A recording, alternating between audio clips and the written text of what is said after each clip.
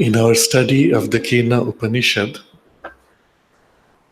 Sri Aurobindo has brought us to the stage where the Kena describes the transformation of the gods in us and of our own consciousness. In the paragraph which covers this, we have seen already three aspects of the change. The first, that the mind opens out to that which is a larger working of a universal mind, and then beyond to the superconscient knowledge of the One.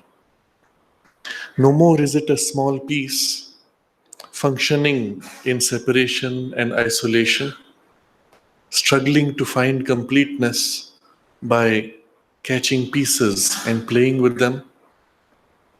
Its limitations have faded out. It finds itself a part of a larger and eventually an expression of a divine, superconscient knowledge. In the same way, our senses also have gone through a change. Turning to the deeper sense behind our senses, they have opened out to the cosmic perception, the way the divine experiences and sees his own universe, and through that to the very power of sense in the divine oneness. They no more function with the limitations of our biological machinery. They no more act in incapacity, in partial perception, but they see the universe, they hear, they sense, they participate the way the divine himself sees, hears, and participates. In this, we saw last time, Sri Aurobindo describes how all the planes of consciousness become now visible, accessible to this liberated sense. And finally, so too, the life will become a super life. Our life energies, which we know only in small, whirling, limited knot of energy that we call I, of which we know a beginning and an end in birth and death, now breaks out of these limits and experiences itself one with the super life, the life energy which moves the entire cosmos. We are only a small movement of that larger movement, a conscious movement of the infinite conscious force, and as a result, this life we saw last time becomes impersonal, unlimited by any particular acts and enjoyment, unbound to their results, untroubled by the dualities or the touch of sin and suffering, grandiose, boundless. And we saw the deeper sense of each of these words. And as we read and study them, something within us feels this is exactly how it is supposed to have been. Our experience of incapacity to enjoy evokes in our heart a dissatisfaction, because somewhere we know we should be able to enjoy wholly, entirely, without limits. Our experience of being entangled in any action and the result of the action pursuing us even across lives, like a dead weight pulling us back. We sense within this should not be. We should be free, we should be masters, we should be able to act as needed and move on. The way a child plays in his little sand pit. He can dig into the soil, throw around, build anything, and walk away, come back, do what he likes. And that freedom is ours, and we sense it deep within. But the life that we experience in this limitation does not have that capacity. Liberated into the super life, becoming an aspect and power of the divine himself, expressing his creative energies, we now begin to share in his impersonality, meaning we can relate to everything intensely without being bound. Equally to all things, but uniquely to all things. And the capacity to enjoy the acts is as complete as the divine, who can pour himself with abandon in every movement without experiencing any limitation in his capacity to pour, in his capacity to enjoy, or in the consequences of his enjoyment or his actions. And the whole life becomes grandiose, boundless, immortal. There is no beginning, there is no end, there is no birth and death. There is only one flow in moving, changing, growing forms. And if this is what happens to the mind, to the senses, and to the life energies, in part, which is our experience of the physical world, in our body, what happens here? And we read this last time, and we will dwell on it now. The material world itself will become, for these gods, a figure of the infinite, luminous, and blissful superconscient. What is it that is this reality of the universe? As long as we were bound to our physical senses, this narrow band of the reality was all that we could experience or relate to. We saw or sensed that there were things behind appearances. Things happened in spite of our best knowledge, in spite of our best efforts. There seemed to be some kind of a compulsion of a fate or a necessity which was beyond the domain of our physical reality. Where is it? We did not know. But now in the liberated consciousness, we see the whole. And in this whole, which is superconscient, we recognize it to be infinite, luminous, blissful. And of this, the physical world is a figure. When we dwell upon this word, figure, we find in it 3 degrees of meaning. At its lowest, it means only outline. At a deeper level, the outline becomes a frame, it holds, it contains something. And at its most complete sense, it is a symbol representing something greater which is unable to represent itself in limited form. We'll take a few examples. Somebody visits the Himalayas. It used to be 100 years ago a long journey. You had to travel for many months and you did not know if you could come back because anything could happen on the way. But when you had the experience, the darshan of the Himalayas, how would you share it with your family back home other than words? So if you have the skill, you would take pencil, charcoal, and sketch out what you see. And when you come home, you would show that sketch and perhaps add to it a little more with your narration. The sketch itself is not the Himalayas. There is nothing in it which is of that. Even the substance on which it is formed, with which it is created, has nothing to do with that. And yet, looking at that, one could perhaps get a glimpse of what it represents. If the artist is skillful, you are able to sense, receive, or hold more. A little child, 5 years old, will do a stick figure, a house, and then there are what look like people.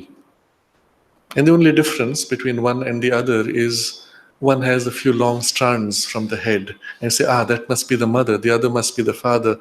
And then there's this little smaller height stick figure, that must be the child himself. It does convey something in the outline that it captures. Rudimentary. The same thing done more skillfully would convey more. But what it conveys now is a starting point indicating something more. And so when the picture of the Himalayas is shown, I then begin to add what else is inside this outline. I felt a great peace, an extraordinary silence. And as we stood there, we forgot ourselves. We felt an immense presence. Time seemed to stop. And the words I use, again, are a figure. But the content which is filling them is carried through the figure. And so we have first the outline and then the frame which contains something. And then increasingly what it contains begins to be more and more important. Until at some point, as you listen to the narration, as you look at the sketch and picture and go deeper behind the indicative outline and frame, you sense that which it represents. And suddenly this picture is so precious. I was recently visiting a shop for some repair of the phone connections, and there next to the person who was handling it was a child's drawing with the name of this person, his mother obviously. And she had framed it and placed it there. In itself, as an artistic piece, it might have no value, but to her, it represents all the love and affection of her child. To her, that image is her child's love and affection. And when she looks at it, her heart pours out and flows to him behind the picture. And this is what we mean by a symbol. It is actually the thing that it symbolizes, but at a lower level of representation, on a lower plane of consciousness, which is unable to hold that which is behind it. And so we call it a symbol. But as a symbol, it is a living force. It is the thing itself in a limited aspect, in a limited representation, but contains or connects behind it to the thing itself. And so when the photograph of the Himalaya is placed before you, if you're able to go through the first appearance of the outline and the frame and touch the thing behind, the picture suddenly acquires this great import. It is literally that which has been brought here. Often this takes the form of somebody taking a little bit of the sacred water or a stone from the mountain, and you bring it back and you place it in your sacred space. Somehow that stone for you is the Himalaya now brought here. And it seems as if to radiate the presence of that as a symbol. And when we look at the physical world, the material world itself will become, for these gods, for these psychological powers working within you and looking out, a figure of the infinite, luminous, and blissful superconscient. It is a symbol of that, presented in some sense of an outline or a frame, because the material world is unable to hold all those things. The material world is a domain of form. And as domain of form, it has to bind, close, otherwise there is no form. A mist does not have a form. A mist can convey a mood, but it cannot be held, it cannot be touched, it cannot enter in relation with other things. And this being a world of form, everything must be able to be bound, held in limits. But if it has to express something which is, as we saw earlier, grandiose, boundless, immortal, how do you hold that within limits? You cannot hold infinity inside a finite form, can you? Can you hold something which is grandiose inside a smallness in your hand? You cannot. And yet, as a symbol, it can represent that in a way that it expresses that and helps you to connect to that through the form. And so the whole material world becomes a figure of the superconscient. And what of the superconscient? The infinite superconscient, the luminous superconscient, the blissful superconscient. And Sri Aurobindo uses these three terms. And you will see all three are the very opposite of the nature of matter. All matter, all form is finite. Even something which is massive finally has a limit. It has a boundary, it has limits. And against something greater, it is small. Our sun, so great, so intense, life-giving, is one of the smaller ones of the suns. Our galaxy is small compared to the super galaxies in which there are billions of galaxies in one giant assembly. There's always something far greater against which this is small. Somehow the physical size and smallness is not so important here. It is what it holds and pours through the form that is important. And at that point we realize even a tiny piece can convey so much, because behind it, concealed, is the whole, the one, in his entirety. So in the physical world, where everything is narrow, small, finite, everything is seen to be a symbol of the infinite and the superconscient infinite and all its infinite possibilities and potential. The infinite here is not only the infinity of size, it is also the infinity of all aspects, of all possibilities, of all the relationships, of all the multiplicity waiting to pour out into the finite. So every piece, as if holds behind it all those possibilities. When you take a flower, it's not just the flower as you see it. It is expressing all the material that the tree has gathered over years, from the sun, from the rain, from the wind, from the soil, assembled and put into the flower. Not just the form as it is here, but all that the flower has struggled through the stages of becoming. And it holds also within it all that the flower will become after, or can become in all the possibilities. Everything is there. But behind that, which is still in the domain of forms, there is the consciousness of the flower, what it lives and feels. There is the essential vibration which makes flower flower, which is the vibration of the psychic presence in nature, which she puts forward to represent through this form. And all of that is there as a figure of the infinite superconscient. Somehow matter, being finite, does no more presents a block. It becomes now a vehicle to represent that which is greater and complete. The second aspect is luminous.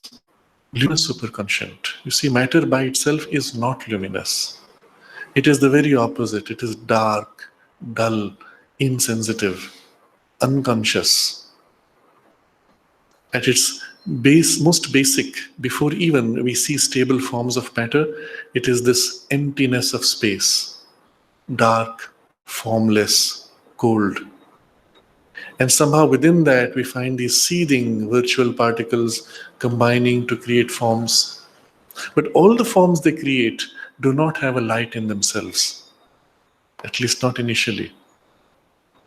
Later on, as the matter becomes more and more aware, more conscious, more capable of expressing, something akin to a light begins to glow out. Even then, in the way matter is, it conceals rather than reveals. If there is a light inside, we do not necessarily see it outside. If there is a light outside, it does not necessarily penetrate to the inside.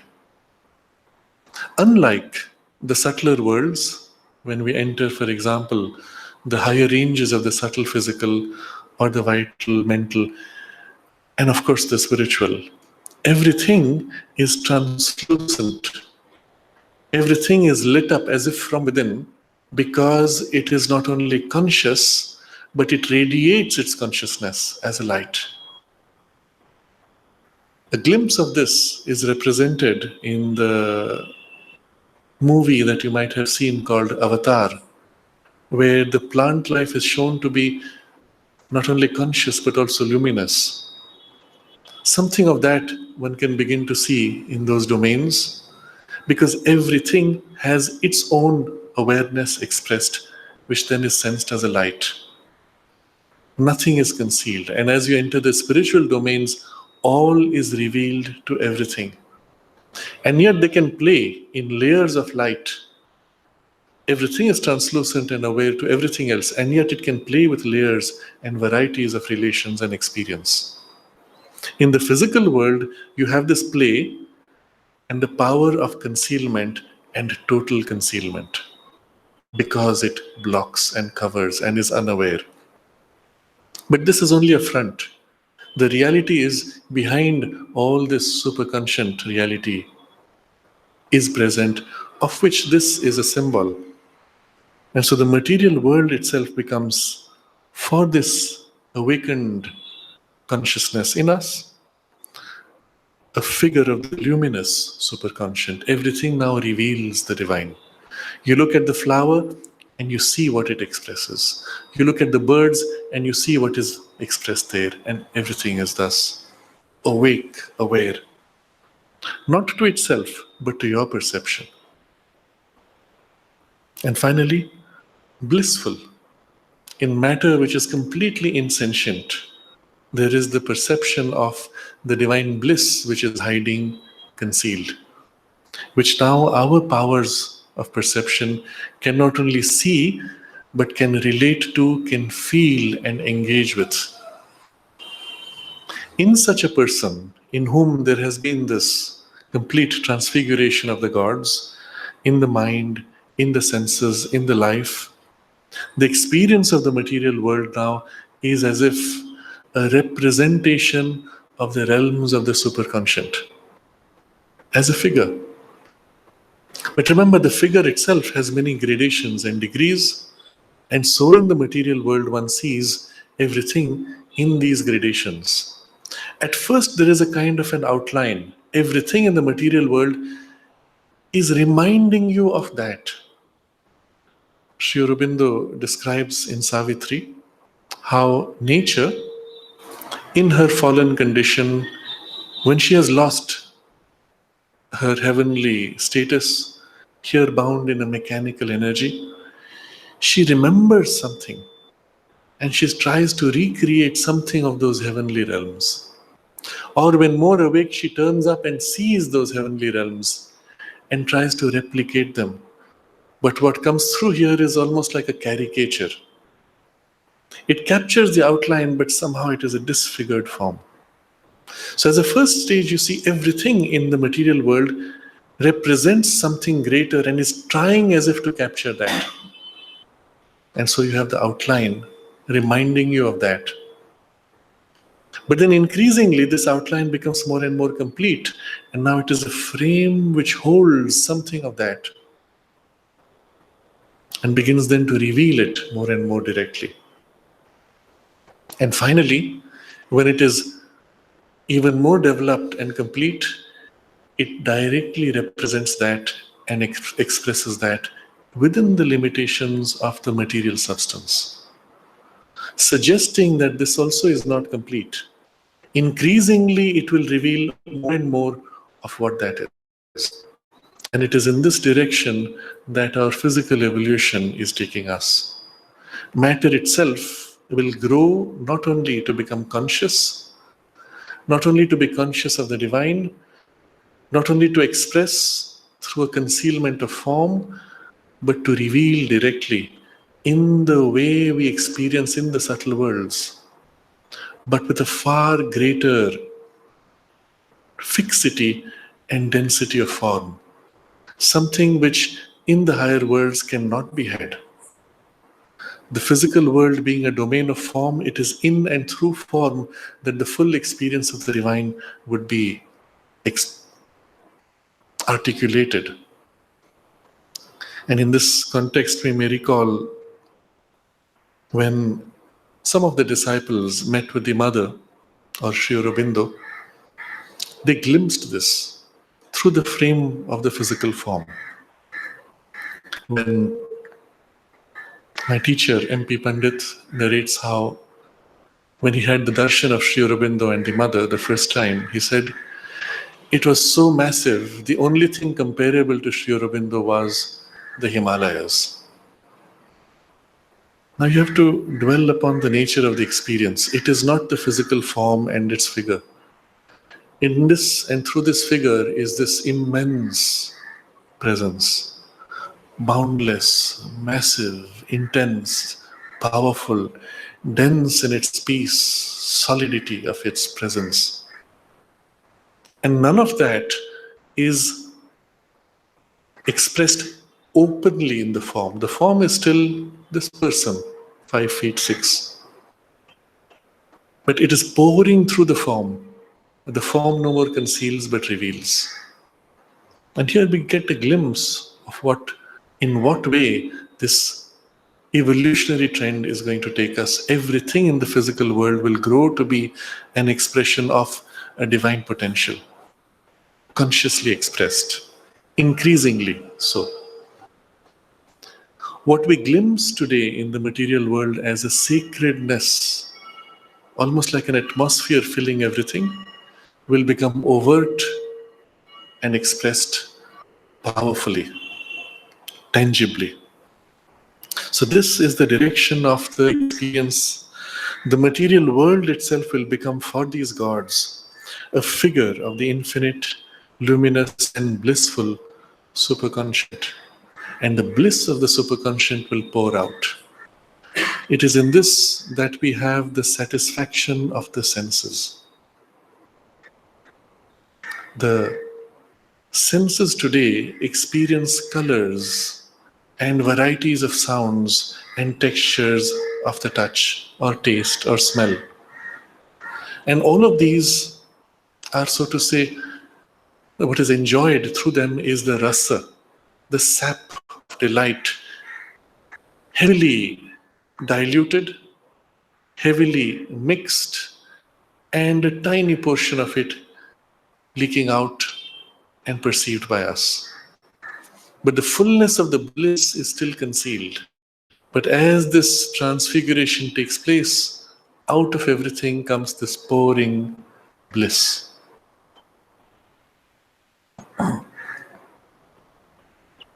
I've mentioned before, and it is worth repeating in this context, during a time when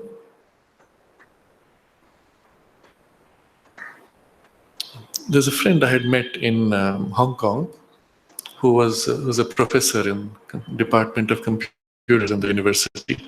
And as we were chatting, he was using words which seemed very familiar. And so I asked him, what tradition do you follow? Any philosophy, any religion, any spiritual practice? And everything he said, no, no, no. Finally, I had to ask him, where do these words come from? And then he was embarrassed. And he said, when I was young, one day I woke up from sleep and suddenly the whole universe was conscious, alive. And I felt this incredible love pouring out of my heart towards everything. And the love coming from all objects and all things into me. It was so overwhelming I couldn't function. And I heard this with surprise. Here's a man who is so different in his behavior. And then he said, my friends took me to a psychiatrist. He put me on medication and the experience went away. And I said to him, if you were in India, they would have worshipped you as a saint. But what he had there was a glimpse of what this can be like. Every object not only is full of this intense sanctity and sacredness, but pouring out with love, boundless, unendingly, and everything in the universe is pouring out. Your own heart is pouring out to everything else. It's as if nothing can be contained. What flows is so intense, so complete, so rich, and one cannot function normally for a while at least, unless one learns now to live on a new grade and a new level of consciousness and values. And it takes time. That's why evolution takes you to that very slowly, over millions of years. But if we are ready, and through this process described here, one can awaken to that rapidly. And then the world itself becomes a figure of the infinite, luminous, and blissful superconscient. Now, all of this is still a description of what happens to the psychological powers working in us as we gaze upon the world and relate to it. But what happens to our own consciousness? How does that change? Sri Aurobindo now takes this up in the commentary. This will be the transfiguration of the gods. But what of the self? For we have seen that there are two fundamental entities, the gods and the self. And the self in us is greater than the cosmic powers. Its Godward destination more vital to our perfection and self-fulfillment than any transfiguration of these lesser deities. You will recall, and this was part of the discussion earlier, when the Kena Upanishad teaches us how to enter in relation with that which is life of our life, mind of our mind, sense of our sense, and speech of our speech. There is this divine life and mind and sense and speech, of which our world is a small, narrow, superficial, and limited expression. Our mind is this small, narrow, superficial, limited expression of that mind, and so on. How is this to become aware of that? And so it says, if you think that you know it, you don't actually know the form of Brahman. How to get to it then? And it tells you in the first verse of the second part, that of it which is you, that of it which is in the gods, this you have to think out.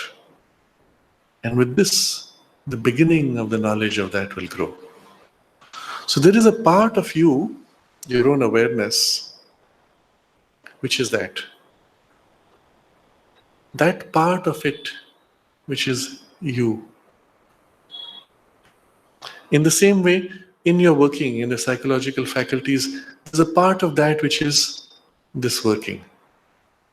And it's as if you will recall Sri Aurobindo describing when a disciple asked him, are we God? You know, in the common Vedantic thing, we are told we are all one with the divine. So he asks, are we God? And Sri Aurobindo answers, in a sense, we are the tail end of God. So there is this enormous reality, one infinite. And the tail end of that is this little bit that takes on this form, takes on this mind, this life, gazes through these senses, of which a superficial layer formed almost by a reflection in our mind says, I am conscious. But if you ask yourself, where does this sense of consciousness come? How am I conscious that I am conscious? Because that awareness is not formed by a process of mind. It exists even when the mind is numbed. I am conscious that I have no thoughts. So where does that come? And that tip is the tail end of God. That is the tip of the pure awareness of that. So if you turn in and seek that which is essentially you, you find there the beginning of that. In the same way, in all your workings of the thought, senses, life, speech, if you go back to the essence originating the impulse, or which carries the essential knowledge, you again are drawn to that. And so it's as if in all of our complex, superficial play of individual experience, there is a kind of a tip of that which is inside it supporting, making possible all this. And that's why the very first verse of the Kena pointed to this when it asked you to introspect by saying, by whom missioned falls the mind shot to its mark? By whom yoked moves the first life breath forward on its path? By whom impelled is this word that pen speak? What God set eye and ear to their workings? And so here in this, we were asked to turn in to see what of that is in us and in the God's working. So here, Sri Aurobindo is recalling that point, that there are two fundamental entities. The gods, which is the working of these psychological powers in us, and then we, who are as if experiencing through this psychological working the whole experience of reality. And the relation between these two is that the self in us is greater than the cosmic powers. Its Godward destination more vital to our perfection and self-fulfillment than any transfiguration of these lesser deities. So relationship is set where these powers working in us, even though they are cosmic powers, they are inferior in importance to that which is gazing through them and experiencing this. Who are we is more essential to our perfection and self-fulfillment. Therefore, not only must the gods find their one Godhead and resolve themselves into it, but also, and with a more fundamental necessity, the self in us which supports the action of the gods must find and enter into the one self of all individual existences. The indivisible spirit to whom all souls are no more than dark or luminous centers of its consciousness. In between, there are 4 lines elaborating on what it means for the gods to recover their connection with the cosmic working. I've skipped those lines just so that we have the completeness of the sentence. And we dwell on this briefly, and then we will go back to the elaboration on the gods. The self in us which supports the action of the gods. So first we realize, if there was not this self in us, the workings of the powers of the mind, of the senses, and of the life and speech would not have a focal point through which to act. Recall that our mind and its working is part of a larger cosmic working, which is already there, it's already happening. What's the difference here and let's say inside the brick? The same cosmic mind is working in the brick as in your brain. And yet there's a difference. There's something within your consciousness which offers a point of support for that working, which allows it to organize a special movement of the mind's working here inside the brain, and allows it to express itself with a conscious intention. In the brick, since that supporting point is not there of awareness, that mind is working, but it cannot organize a focal point of action, an individualized center. So the individualized center here is possible because there is a center of individuality supporting this organization around it. And so the first important thing we recognize is that the support offered by this self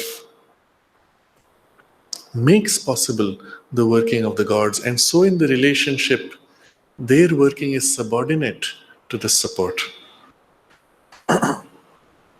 This supporting center, where did it come from? There is one self of all individual existences.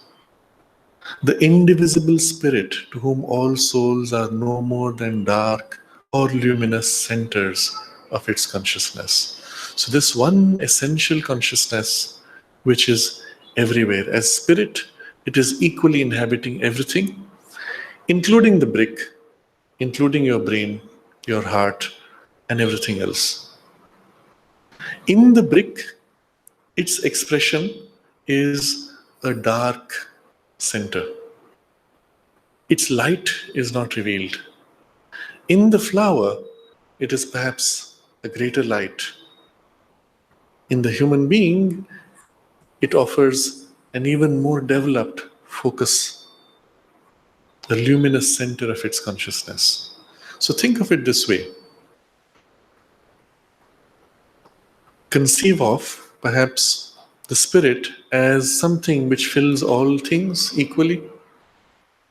And in some places, it concentrates to intensify. It concentrates to bring about a special push forward. In other places, it is not. It is equally passive, supporting. Wherever it organizes this center of luminosity, what happens? In the movement of nature, automatically there is an attraction around the luminosity. And the movement begins to organize around this, replicating at a small level what is happening in the whole cosmos. In the whole cosmos, the spirit put itself forward and the movement organized to express itself. Within that movement, it puts a small focus and there is a narrower, smaller whirl around this focus, and that, and that, and that, and that. Each soul is nothing but a specialized focal point of this consciousness around which rapidly the energies and powers, the gods, begin to organize their working. And you have spontaneously things emerging. Ask yourself, why did this galaxy form here? Why did the sun come to be here? How did the planets organize themselves around this focal point? There must have been something there which gathered the material. Some point of support, as in the human being. When this point of support withdraws, the whole biological machinery shuts down and rapidly disintegrates. As long as the point of support is there, pushing forward and providing an active support, all this machinery continues, isn't it? And it's a point of choice. It can withdraw or it can push forward. The thing which attracts us to little children is that constantly they are pushing forward to grow, to learn, to try. And what distinguishes the old person is this: I am tired, I cannot push, I cannot try, I cannot learn, it's not in my capacity. And somehow being in the presence of children inspires them to do a little more perhaps. They draw from that push. But the difference is this: the push forward leads to the growth, and when something is unable to continue, there is a withdrawal. And with the withdrawal, the breaking down. So this relationship is extremely important. At the center is the luminous center of consciousness, but of the same spirit. And so when I think I am thinking, living, it's my life, this self, which supports the action of the gods, must find and enter into the one self of all individual existences, that one spirit. It must find and enter into it. Right now, I don't know where it is. What is this spirit you speak of, this one consciousness? I only know me. So there is a first process of seeking. And once one finds it, there is still I finding this center, which is still not I, and yet more truly I. And so there's a kind of adaptation, adjustment, and slowly there's an acceptance that that is the true I, and this begins to submit to the true I. So enter into, find and enter into the one self of all individual existences. And this process itself may have often multiple levels. The indivisible spirit to whom all souls are no more than dark or luminous centers of its consciousness. And so this is what is necessary for our self. Meanwhile, what happens to the gods? Not only must the gods find their one Godhead and resolve themselves into it, that is to say, not only must the cosmic principles working in us resolve themselves into the working of the one, the principle of all principles, so that they shall become only a unified existence and a single action of that, in spite of all the play of differentiation, but also, and with a more fundamental necessity, the self in us, which supports the action of the gods, must find and enter into the one self. So this was the big sentence. And in this, he has described what happens with the gods in summary. But by describing this process for the gods, we understand the same process for the self, because it's the same thing repeated in a different stance of consciousness. So what happened with the gods was, within us, there were these powers working. And we saw actually their principles which are of the whole cosmos. A part of them working in us is all that we know. This part has to open out, become conscious of the universality of the principles. Our mind, which has the illusion of thinking, I am separate piece, thinking separately, when its barriers are removed, it recognizes that it is one with a much larger, vaster mind, present everywhere, of which a special focal point whirls here. But all of its working is deeply interconnected with the whole, even rather a fragment or a part of the whole. And when this barrier is removed, its thoughts themselves align with the whole. It does not think in small pieces anymore, but sees and knows in terms of the whole. So the working has been liberated into its larger cosmic principle. But still, there is one more step. The principle of all principles is the one divine, of whom is the cosmic mind a principle, the cosmic life a principle. And so through the cosmic mind, it has to recover that oneness. The same with our life, the same with our senses, and then the self now remaining similarly must follow the self, which is the self of all selves.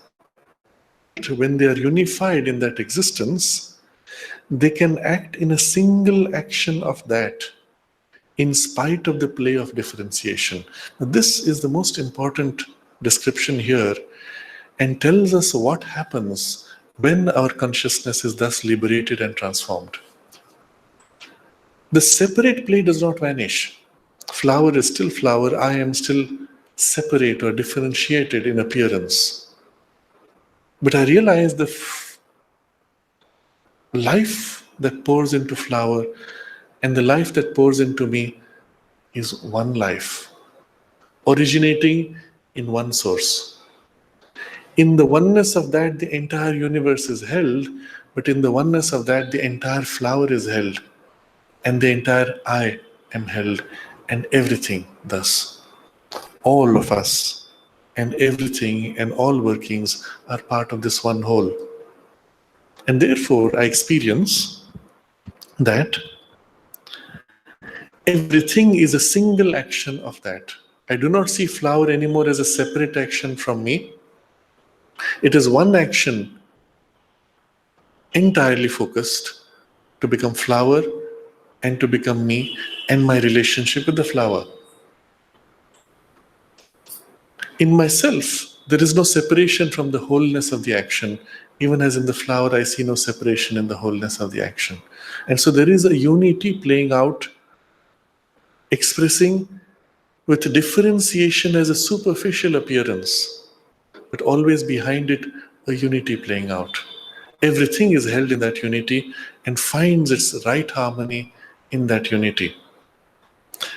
Conflicts or oppositions are only a superficial pretense in the play.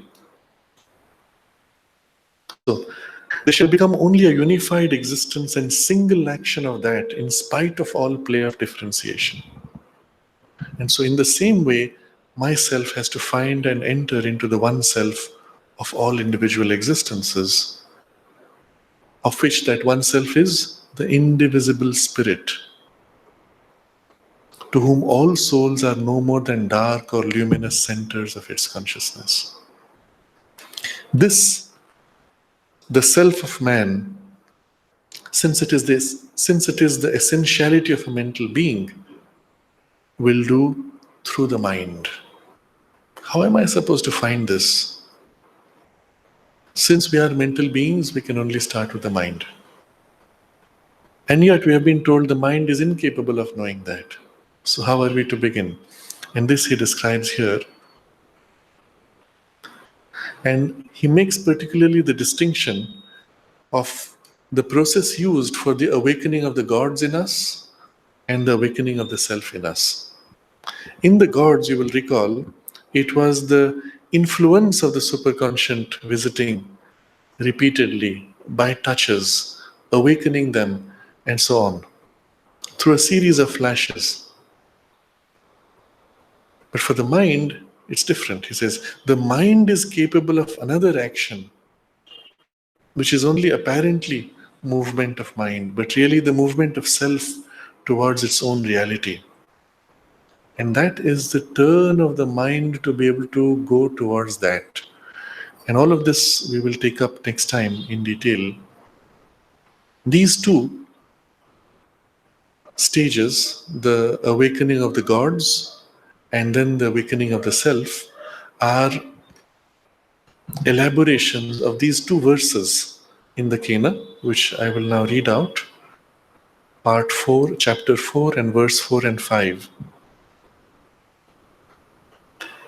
Verse 4, which deals with the gods. Now this is the indication of that. As is this flash of the lightning upon us, or as this is this falling of the eyelid, so in that which is of the gods. This was the basis of the awakening of the gods and the process by which the awakening takes place, by the repeated visitations as in a flash of lightning and the gradual stilling and opening. For the self, it says, verse 5, then in that which is of the self, as the motion of this mind seems to attain to that, and by it afterwards, the will in the thought continuously remembers it.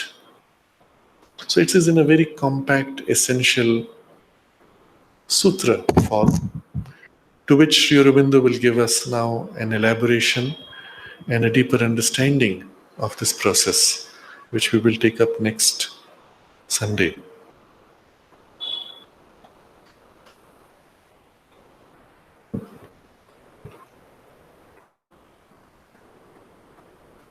We may reread a few lines from the previous paragraph and meditate on it for a minute, dwelling on the perception of the material world. The life will become a super life, a conscious movement of the infinite conscious force.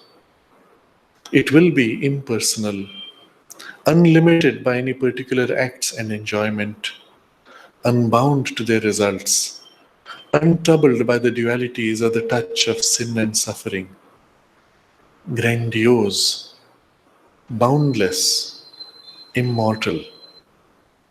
The material world itself will become for these gods a figure of the infinite, luminous, and blissful superconscient.